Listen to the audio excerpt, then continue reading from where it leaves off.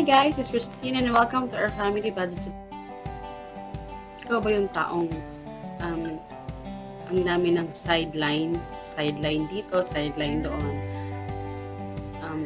Ang dami mong pinagkakakitaan pero parang naiisip ko na parang ano ba to? Bakit ang hirap pa rin ng buhay? Parang kahit kahit ganong kayod ko talaga, kahit anong negosyong binibenta ko pero parang kulang pa rin. Yun yung parating scenario na naririnig ko talaga na parang kulang pa rin. Yun, parang kahit gaano kalaki yung sahod, kahit gaano kalaki yung kita, parang kulang pa rin. Relate ka ba doon? Kasi actually before ganyan din kami. So, yun. So, gusto kong itako sa inyo yung topic na yun. So, history lang guys, no? So, it's all about history. Yeah, no? History lang sa amin. Before talagang marami kaming business na pinasukan naman talaga. Pero, lahat ng yun, walang nangyari kasi parang lang, temporary lang naman kasi yung business na yun. Yung iba talagang seryoso na talaga namin yung bumili talaga kami ng mga pagkamahal-mahal ng mga equipment na yun. Pero wala. So yun. So parang gusto ko lang i-share sa inyo ngayon to kasi baka maraming mga kagaya din namin na ginagawa namin before na ganyan din kayo na hindi lang kayo kasi before hindi lang kami aware kung ano yung pinagagawa namin, kung ano yung problema talaga. So yun. So ngayon, naaawa na ako sa mga pag nakakarinig ako ng ganyan, parang wala akong magawa, parang naaawa lang ako. So, eto sa pag-vlog ko, this is my way para maipaabot sa iba na katulad namin yung mga ginagawa namin before na ginagawa nyo rin ngayon. Gusto kong ipaabot sa inyo through my videos. So, yon.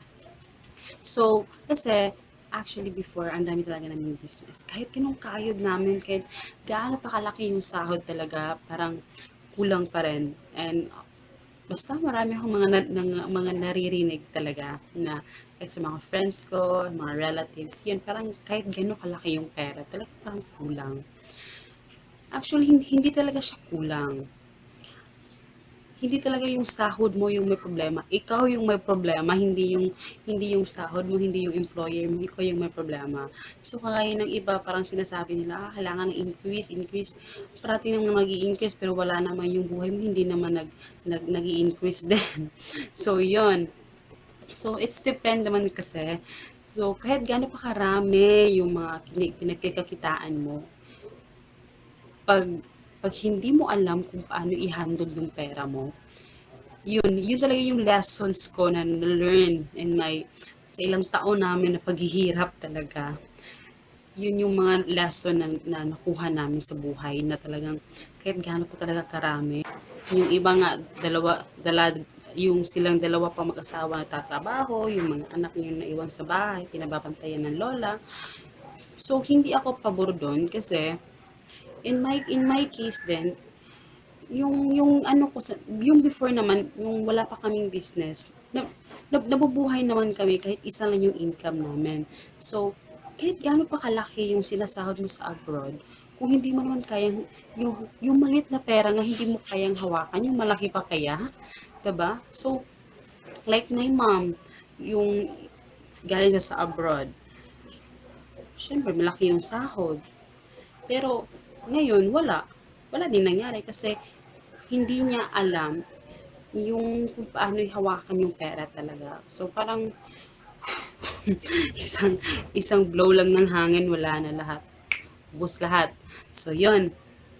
So yun yung gusto kong ipaabot dun sa mga ano talaga na kaya naman natin na yung stay at home mom lang, tapos yung asawa natin nagtatrabaho, kaya naman nating buhayin yung ating kaya nating mabuhay kahit yung one income lang talaga kasi um, nasa pagbabudgeting kasi kasi natin yan. So, hindi na trabaho ng asawa mo yan. Trabaho natin yung mga ina, diba? Kung paano mag-budget kasi yung asawa natin natatrabaho.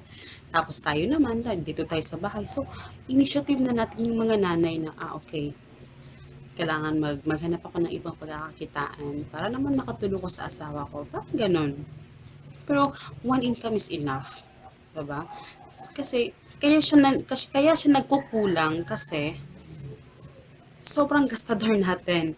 Yung lumalagpas tayo sa, yung needs natin lumalagpas sa ating kinikita buwan-buwan.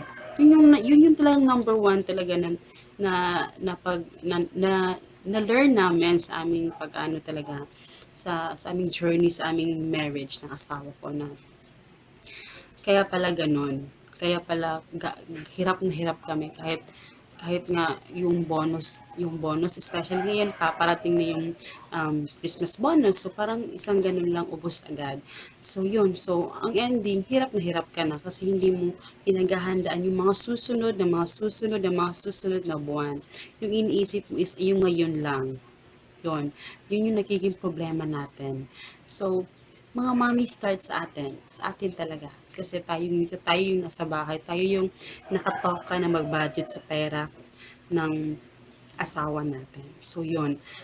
So, mahirap mag-budget pero kailangan nating pilitin na um, mag-budget talaga kasi para din naman sa pamilya natin yun, 'di ba? Para ngayon na mas mapapaghandaan natin yung kinabukasan ng mga anak natin, 'di ba? So, yun. So, yung sinasabi nila na yung isang income lang, yung husband mo lang o yung asawa mo lang yung kumikita is hindi enough. Actually, enough naman talaga yun. So, yung sinasabi nilang ganun is totally wrong.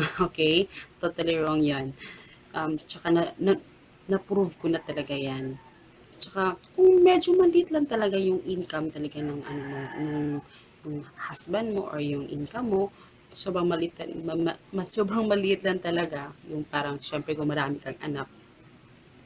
Syempre, maghanap ka rin ng mga alternative na pagkakakitaan, di ba? Kung hindi mo bet na magnegosyo, ah, try mo dun sa mga pagkain kasi yung bills natin, yung ating mga binabayaran buwan-buwan, siguro sa kuryente makakalas tayo, magtitipid tayo sa kuryente, pero all in all, parang para-pareha lang naman yung bills. Pero sa makakatipid ka talaga, is sa pagkain lang talaga.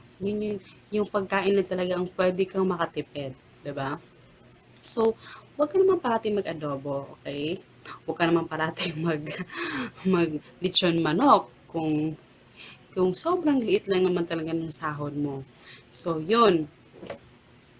Tsaka, ang tawag doon, i-label mo naman yung mga kinakain mo sa sahod ng asawa mo. Hindi pwedeng sobrang sasarap na pagkain nyo. Kailangan, tipid-tipid din pag may time, diba? Tipid-tipid din kung, konting ano lang, konting, creative sa pagkain na parang kahit tuyo lang yung ano nyo, ulam, at least, di ba, um, mas mas nakakatipid ka. Tsaka, masarap din yung tuyo eh. Favorite ko nga yun eh. Pero yun. So yun, and I hope you guys enjoy, and please don't forget to subscribe and give me a thumbs up if you like this video, and see you in my next video. Bye!